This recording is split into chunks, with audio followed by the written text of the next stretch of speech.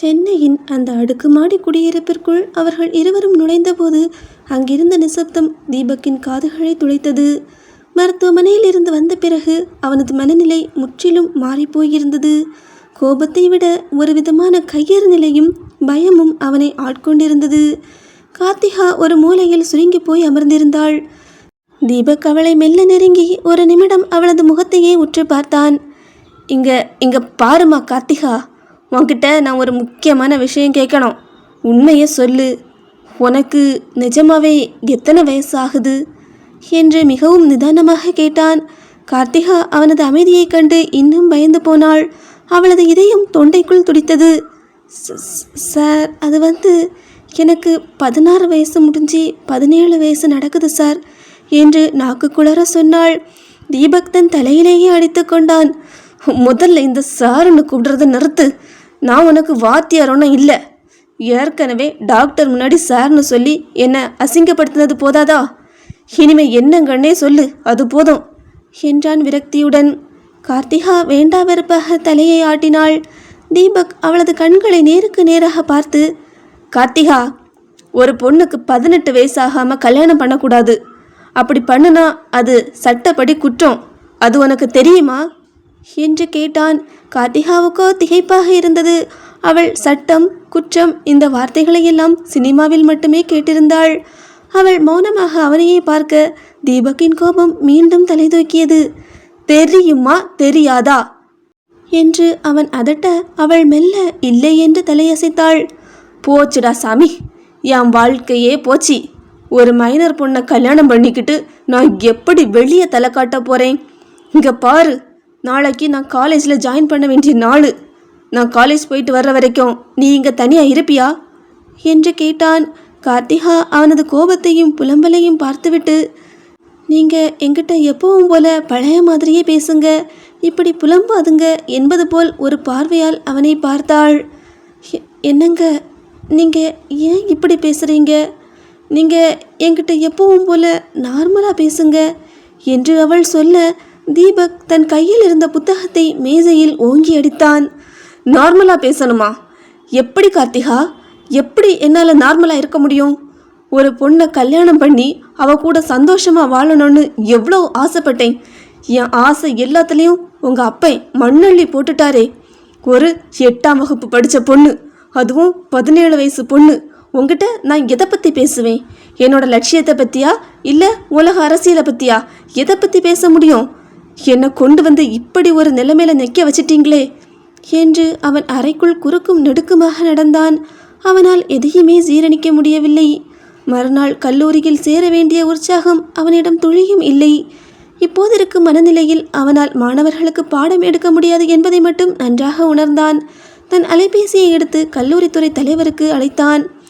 Hello sir, நான் தீபக் பேசுகிறேன். நாளைக்கு நான் ஜாயின் பண்ண வேண்டியிருந்து, ஆனால் ஒரு சின்ன பிரச்சனை சார். என் ஒய்ஃபுக்கு உடம்பு ரொம்ப முடியலை, அட்மிட் பண்ணியிருந்தோம். எனக்கு ஒரு வாரம் லீவு வேணும் சார் என்றான். மறுமுனையில் ஹெச்ஓடி அதிர்ச்சியாக கேட்டார். என்ன தீபக், நாளைக்கு தானே ஜாயின் பண்ணுறதா இருந்து, அதுக்குள்ளே லீவா? தீபக் தன் நெற்றியை தடவிக்கொண்டே, சார் எமர்ஜென்சி சார், கண்டிப்பாக வர முடியாது, ப்ளீஸ் புரிஞ்சுக்கோங்க என்று கெஞ்சினான். ஒரு வழியாக அவர் அனுமதி கொடுக்க ஃபோனை வைத்த தீபக் சோஃபாவில் அப்படியே சரிந்தான்.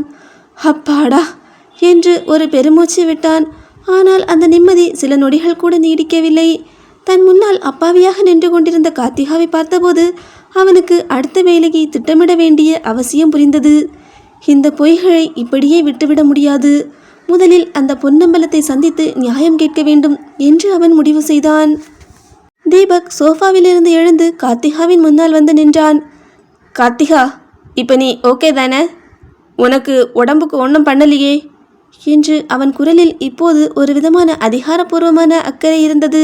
அவள் ஆமென்று தலையசைக்க, நாளைக்கு நம்ம காலையிலேயே கிளம்பி உங்கள் ஊருக்கு போகிறோம் என்றான் அழுத்தமாக. இதை கேட்டதும் கார்த்திகாவின் முகம் சட்டென்று மாறியது. அவளது கண்கள் கலங்கின. ஐயையோ, என்னை நீங்கள் வேண்டான்னு முடிவு பண்ணிட்டீங்களா? என்னைய எங்கள் வீட்டில் கொண்டு போய் விட்டுட்டு விட போறீங்களா என்று அழத் தொடங்கிவிட்டாள். அவளது அழுகையை பார்த்ததும் தீபக்கிற்கு எரிச்சல் வந்தது.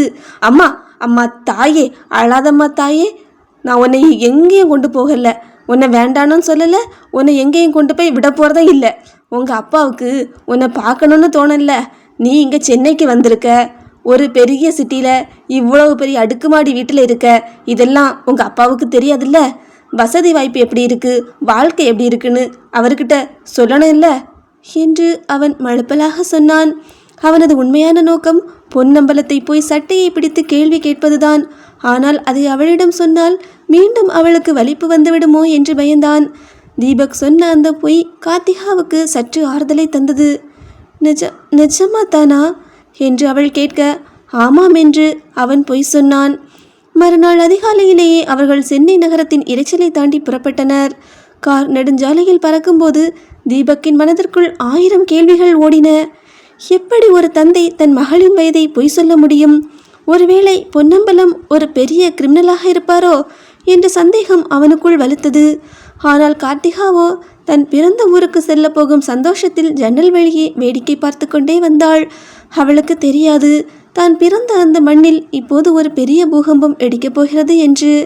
கார் கார்த்திகாவின் ஊருக்குள் நுழைந்தபோது தீபக் அதிர்ச்சியில் உறைந்து போனான். அவன் எத்தனையோ கிராமங்களை பார்த்திருக்கிறான். ஆனால் இது மிகவும் பின்தங்கிய ஒரு பகுதியாக இருந்தது. சாலைகள் என்று ஒன்றுமே இல்லை. கரடு முரடான பாதையில் கார் தட்டு தடுமாறி சென்றது. அடிப்படை வசதிகள், மின்சாரம், குடிநீர் எதுவுமே முறையாக இல்லாத அந்த சூழலை பார்த்தபோது கார்த்திகா எப்படி இவ்வளவு அப்பாவியாக இருக்கிறாள் என்பது அவனுக்கு புரிய ஆரம்பித்தது. கார் ஒரு வழியாக ஒரு பழைய ஓட்டு வீட்டின் முன்னால் நின்றது. அந்த வீடு காலத்தின் கோலத்தால் சிதிலமடைந்து மிகவும் பழமையானதாக காட்சியளித்தது. வாசல் திண்ணைக்கு பின்னால் இருந்த மாட்டுத் தொழுவத்தில் ஒரு மனிதர் மாடுகளுக்கு சாணி அள்ளி கொண்டிருந்தார். கார் சத்தம் கேட்டு அவர் நிமிர்ந்து பார்த்தார். அது பொன்னம்பலம்தான். கையில் சாணியுடன் வேட்டியை மடித்து கட்டி கொண்டு ஓடி வந்தார். காரிலிருந்து இறங்கிய கார்த்திகாவை பார்த்ததும் அவருக்கு அளவில்லாத மகிழ்ச்சி. பாரா, என் மக கார்த்திகா வந்துட்டா, எப்படிம்மா இருக்க? கல்யாண வாழ்க்கை உனக்கு பிடிச்சிருக்கா என்று பாசத்தோடு அவள் அருகே ஓடி வந்தார். தீபக் காரிலிருந்து இறங்கி அவரை பார்த்தான். அவனது பார்வையில் நெருப்பு துண்டுகள் தெரித்தன. யோ, ஒரு அப்பா பண்ற வேலையாயா இது? ஒரு பொண்ணுக்கு 17 வயசு இருக்கும்போதே அவளை இப்படி பொய் சொல்லி தாலி கட்ட வச்சிருக்கீங்களே, இது எவ்வளோ பெரிய தப்புன்னு உங்களுக்கு தெரியுமா என்று ஆவேசமாக சீறினான். பொன்னம்பலம் கையில் இருந்த சாணியை அப்படியே கீழே போட்டுவிட்டு வியப்புடன் தீபக்கை பார்த்தார்.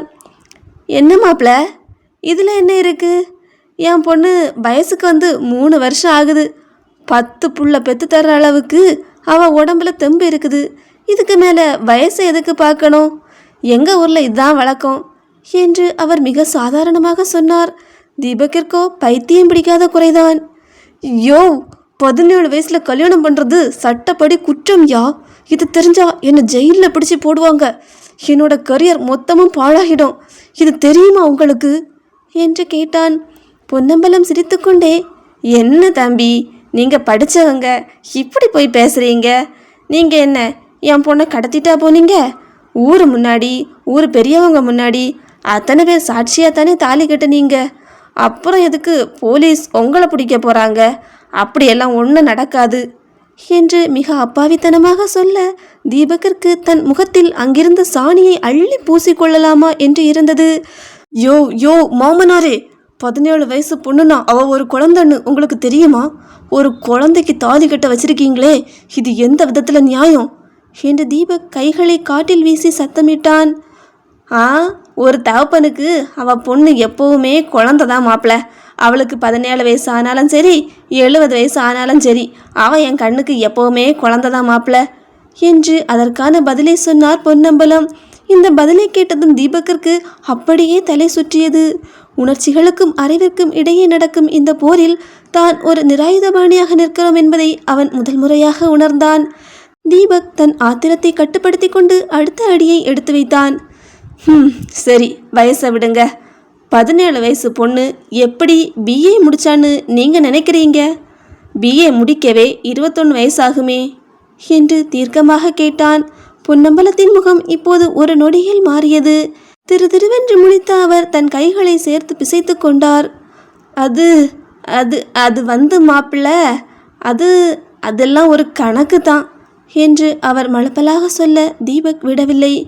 என்ன கணக்கு சொல்லுங்க 8ஆம் வகுப்பு ஃபெயிலான பொண்ணு எப்படி டிகிரி முடிச்சான்னு ஊர் முழுக்க சொன்னீங்க.